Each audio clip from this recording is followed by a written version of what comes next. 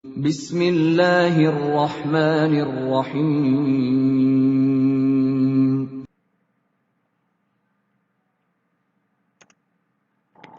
Bismillahirrahmanirrahim. Assalamualaikum warahmatullahi wabarakatuh. Kaifahalukum anak-anak sekalian? Apa kabar semuanya? Semoga anak-anak sekalian dalam keadaan sehat selalu.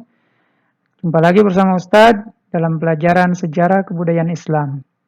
Masih dalam tema yang sama anak-anak sekalian, yakni keadaan sebelum kelahiran Nabi Muhammad Sallallahu Alaihi Wasallam. Pada pertemuan yang lalu, anak-anak sekalian, kita sudah menceritakan tentang sifat-sifat orang Quraisy, ya, sifat-sifat bangsa Arab sebelum kelahiran Nabi Muhammad Sallallahu Alaihi Wasallam. Dan selanjutnya, anak-anak, kita akan menceritakan keadaan sebelum kelahiran Nabi Muhammad Sallallahu Alaihi Wasallam. Baik, anak-anak sekalian, perhatikan di buku SKI anak-anak sekalian pada halaman 16, ya, 15, 16, 17. Ya. Langsung saja untuk menghemat waktu dan kuota kita anak-anak sekalian, langsung saja kita masuk ke pelajaran kita.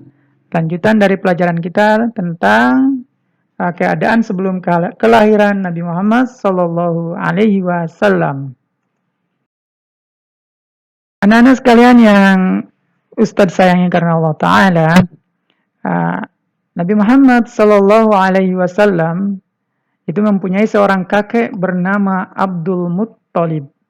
Ya, coba diulangi anak-anak sekalian, Abdul Muttalib. Perhatikan ya, di atas sudah Ustadz tulis Abdul Muttalib. Jadi cara bacanya T-nya double. Abdul Muttalib. Ya. Nah, Abdul Muttalib ini kakek Nabi Muhammad Sallallahu Alaihi Wasallam memiliki 4 orang istri, ya. Memiliki 4 orang istri. Dari masing-masing istrinya melahirkan 10 ayah. Mohon maaf. Nah, dari istri-istri tersebut lahirlah 10 orang anak. Ya, lahirlah 10 orang anak. Yang pertama adalah Al-Harits. Ya. Al-Harits. Ya, Nana silakan dieja bersama Ustadz ya. Al-Harits. Kemudian yang kedua, anaknya bernama Az-Zubair. Kita ulangi, Az-Zubair.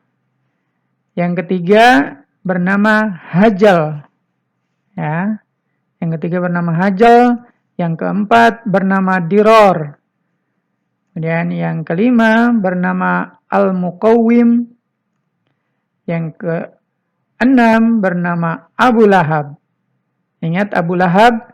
Abu Lahab merupakan paman daripada Nabi Muhammad Sallallahu Alaihi Wasallam. Kemudian Al-Abbas, ya, Al-Abbas. Dan yang selanjutnya adalah Hamzah.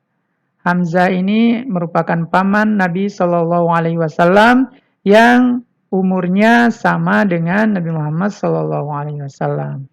Kemudian Abu Thalib, ya, paman Nabi juga, ya, merupakan anak daripada Abdul Muttalib.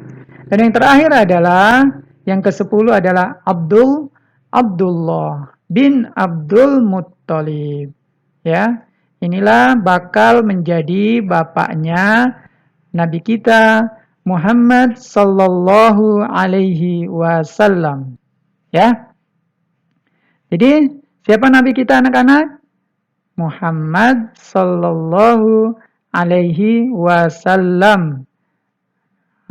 Jadi kakeknya Nabi kita bernama Abdul Muttalib. Memiliki 4 orang istri dan mempunyai 10 orang anak. Sudah bisa menghitung anak-anak ya? Nih, perhatikan, Ustadz tunjukkan cara menghitungnya. Yang ini anak yang pertama 1, kemudian yang ini kedua, yang ini ketiga, sudah bisa menulis angka ya. Yang ini 4, ya, 5, 6, 7, ya. 8, 9, agak jelek, nggak apa-apa ya. 10, karena Ustadz pakai mouse. Oke. Nah, yang ke-10 ini bakal menjadi ayah atau bapak atau abi daripada Nabi kita Muhammad Sallallahu Alaihi Wasallam. Anak-anak yang Ustadz sayangi karena Allah Subhanahu Wa Taala, pada suatu hari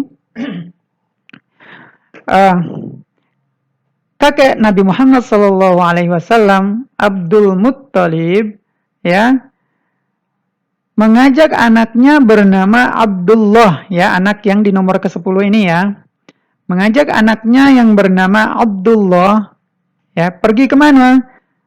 Tentunya dari kampung mereka, yaitu Makkah. Ini dia Makkah di sini ya. Makkah ini adalah tahu peta, gambar daripada pulau atau daratan atau ya gambar ya, gambar tempat. Kemudian anak-anak, dari Quraisy ini kakeknya Abdul Muttalib, kakeknya Nabi kita Abdul Muttalib membawa anaknya yang terakhir bernama Abdullah pergi ke Yatsrib. Yatsrib, lihat mereka berjalan dari sini ya, tuh lihat, sampai ke Yatsrib.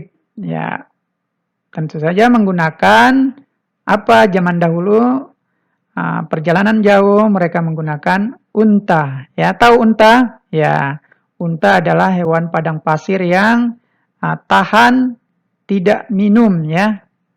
Ya. Kemudian anak-anak sekalian, apa tujuannya? Tujuan daripada Abdul Muttalib adalah hendak berjumpa saudaranya yang berada di Yatsrib atau sekarang kita sebut dengan Madinatul Munawwarah. Ya. Ke sini ya. Kemudian tujuannya adalah ingin menikahkan, melamar seorang gadis dari anak saudaranya yang berada di Madinah untuk dinikahkan ya oleh Abdullah anaknya. Siapa wanita itu yang menjadi calon daripada ibu Nabi Muhammad SAW? Dia adalah Aminah binti Wahhab. Ya, ini dia Aminah binti Wahhab. Anak-anak sekalian, singkat cerita, menikahlah Abdullah dan Aminah binti Wahhab. Ya, mereka pun saling mencintai dan menyayangi, ya, dan hidup bahagia. Kemudian Abdullah dan Aminah pun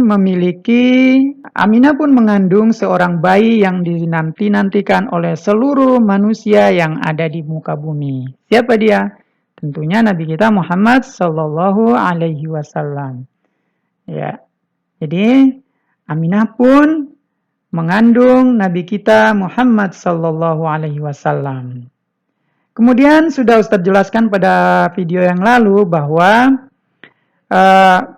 kebiasaan daripada orang Quraisy adalah ketika musim panas mereka pergi berdagang ke negeri Syam. Kemudian pada musim dingin mereka pergi berdagang ke negeri Yaman. Nah, pada saat itu Abdullah ya, bapak daripada Nabi kita Muhammad SAW, beliau pergi berdagang di negeri Syam. Kemudian qaddarullah, dia terjatuh dan meninggal dunia. Ya. Pada perjalanan pulang ya, dia terjatuh dan meninggal dunia. Akhirnya Nabi Muhammad menjadi seorang anak yatim. Pada saat itu Nabi Muhammad masih berusia 6 bulan di dalam kandungan ibunya. Alhasil anak-anak sekalian, Aminah binti Wahhab, ibu daripada Nabi kita Muhammad SAW, sangat bersedih hati ya. Perhatikan, sangat bersedih hati. Karena pernikahannya dengan Abdullah belum lama atau masih berusia jagung ya. Jadi maksudnya baru sebentar. Ternyata dia sudah ditinggal pergi, meninggal dunia, ya, meninggal, dipanggil oleh Allah Subhanahu wa taala untuk selama-lamanya. Kemudian anak-anak sekalian, kesedihan Aminah pun berkurang atau berakhir karena dia berpikir bahwa dia sedang mengandung seorang anak dari suaminya, ya, yang selalu dinanti-nantikan oleh seluruh manusia di muka bumi ini, ya. Ya, kemudian anak-anak, pada suatu hari, ya, anak-anak sekalian, sebelum kelahiran daripada Nabi kita Muhammad Sallallahu Alaihi Wasallam, pada suatu hari kota Mekah menjadi gempar. Ya, tanda-tandanya nih sebelum kelahiran Nabi kita, ya. Kota Mekah menjadi. Nah, kenapa bisa gempar? Nah, tahu anak-anak sekalian? Silakan perhatikan di bukunya halaman 17. Ada satu pasukan yang besar dan yang kuat yang dipimpin oleh seorang raja bernama Raja Abraha. Ini dia nih. Raja Abraha. Raja Abraha dia hendak dia adalah seorang panglima Habasyah. Habasyah sekarang itu namanya Ethiopia. Silakan perhatikan di bukunya halaman 17, ya. Ingin menghancurkan Ka'bah. Tahu anak-anak sekalian, Ka'bah adalah bangunan seperti kubus. Nih Ustaz gambarkan untuk anak-anak sekalian. Seperti ini. Masih ingat Ka'bah? Nah, ini adalah Ka'bah. Bangunan seperti kubus yang selalu didatangi oleh semua manusia di penjuru dunia untuk beribadah. Itulah Ka'bah. Nah, Raja Abraha ini anak-anak, dia menginginkan agar Ka'bah itu hancur, ya. Dia menginginkan Ka'bah hancur. Dan orang-orang tidak lagi beribadah ke Ka'bah, akan tetapi ke Yaman, ya, ke daerah Yaman. Ya, di sana ada sebuah gereja yang dibangun oleh Abraha, hendak menggantikan Ka'bah. Tetapi anak-anak sekalian, tentunya orang-orang Arab ya tidak mau, ya, bahkan mereka membuang kotoran di gereja atau bangunan tersebut. Akhirnya apa yang terjadi? Raja Abraha pun murka, ya. Dia sengaja berangkat bersama pasukan yang besar dengan tujuan apa anak-anak sekalian? Apakah ingin menghancurkan penduduk Makkah? Tidak. Dia bertujuan untuk menghancurkan rumah Allah yang ada di Makkah yang disebut dengan nama Ka'bah, ya, Ka'bah. Nah, berangkatlah Raja Abraha bersama pasukan yang sangat besar dan membawa gajah, pasukan bergajah. Di antara gajah-gajah itu ada satu gajah yang sangat besar, gajah yang sangat besar yang diberi nama Mahmud, ya. Anak-anak sekalian, Ustadz belum beritahukan bahwa bangunan yang dibangun untuk dengan tujuan mensaingi ya bangunan Ka'bah itu diberi nama Al-Qulais, ya, Al-Qulais. Ustadz tuliskan ya, agak jelek ya. Lihat, perhatikan. Pakai huruf Q. Nah, ini Q. Mohon maaf. Nanti kalau Ustadz sudah punya pen tab, insya Allah tulisannya akan jadi bagus. Sementara kita nulisnya pakai mouse ya. Al-Qulais. Perhatikan, anak-anak sekalian. Jadi bangunan yang dibangun oleh Abraha dengan tujuan menyaingi Ka'bah bernama Al-Qulais. Nah, singkat cerita anak-anak sekalian, Raja Abraha pun berangkat menuju Makkah dan di setengah perjalanan dia merampas ternak atau kambing-kambing dan unta milik Abdul Muttalib. Siapa Abdul Muttalib anak-anak? Masih ingat? Ya, unta-unta milik kakeknya Nabi Muhammad sallallahu alaihi wasallam. Kemudian mengetahui pasukan yang besar yang hendak menghancurkan Ka'bah, maka penduduk Makkah pun berlarian meninggalkan rumahnya. Mereka bersembunyi di balik gunung dan bukit melihat apa yang akan terjadi, ya. Dan kemudian Abdul Muttalib yang merasa kambing-kambing dan untanya yang diambil, ya, kemudian mendatangi Abraha dengan tujuan mengambil kembali kambing-kambingnya. Lihat apa yang dikatakan oleh Abraha, anak-anak sekalian. Abraha berkata, ya, dengarkan ya, simak ya ucapan Ustadz ya, walaupun tidak ada gambarnya. Abraha berkata, perhatikan halaman 17, aku menyangka kamu datang kepadaku meminta agar aku tidak menghancurkan Ka'bah.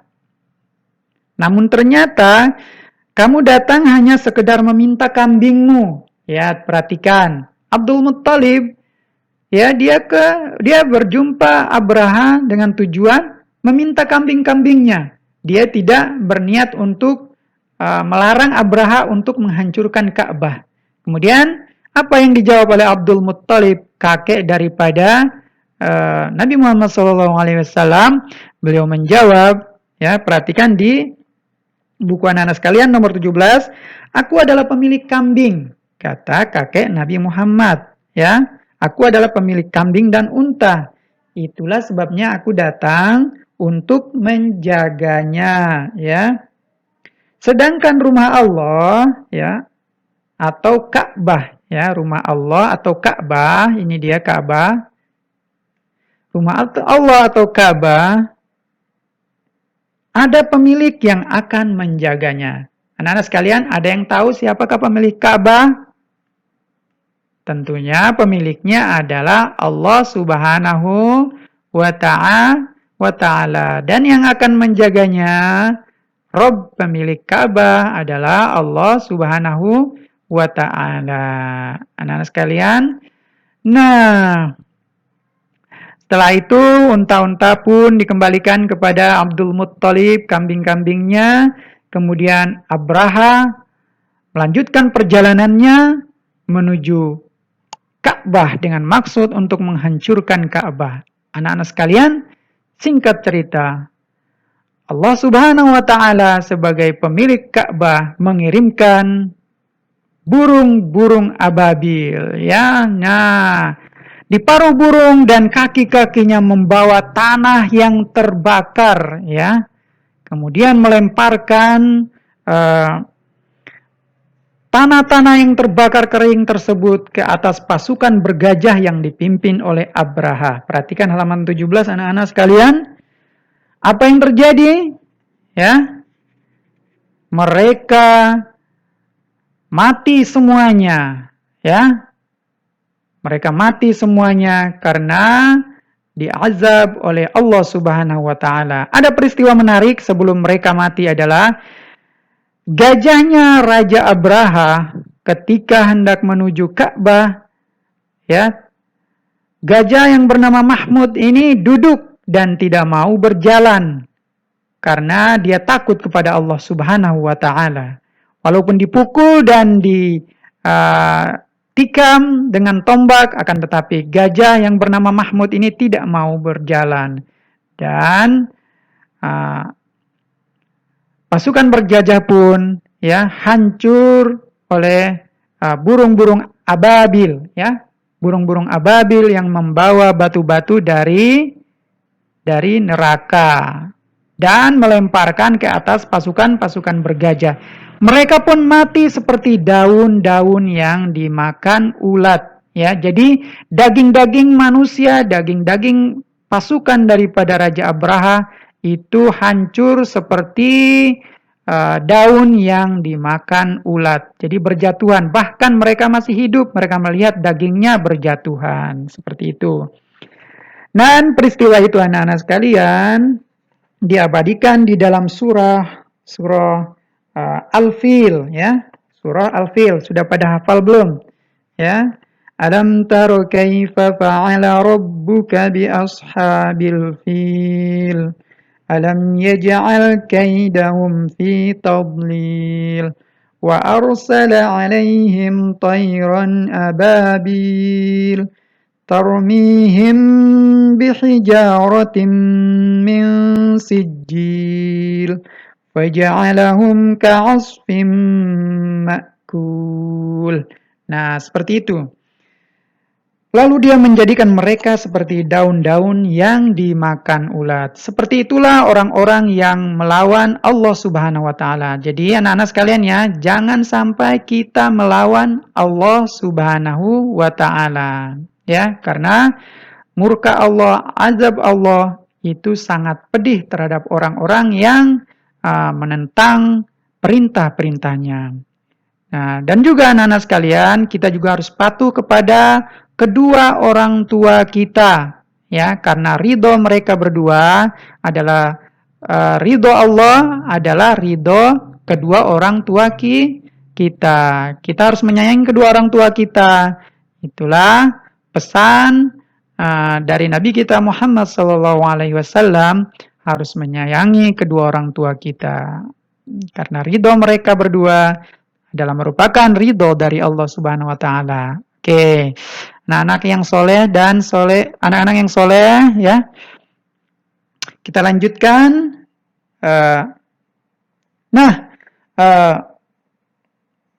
Setelah pasukan bergajah dan Raja Abraha semuanya binasa, maka bergembiralah Abdul Muttalib, ya, suku-suku orang-orang Quraisy bergembira, ya, karena Allah telah memelihara Ka'bah, ya, atau tempat ibadah mereka.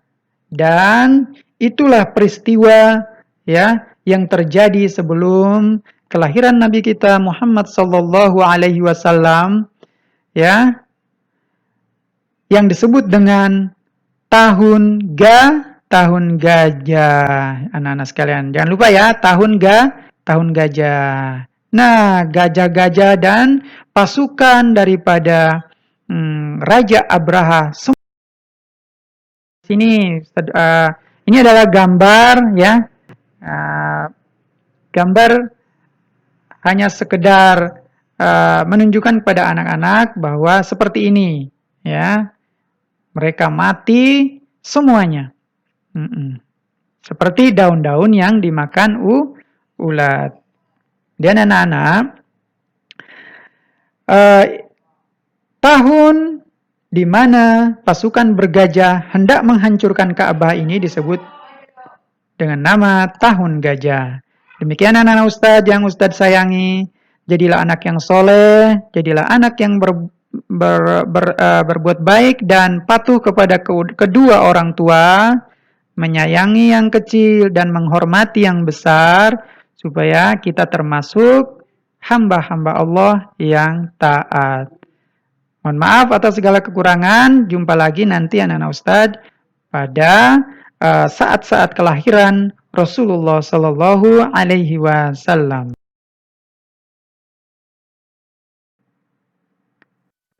Assalamualaikum warahmatullahi wabarakatuh.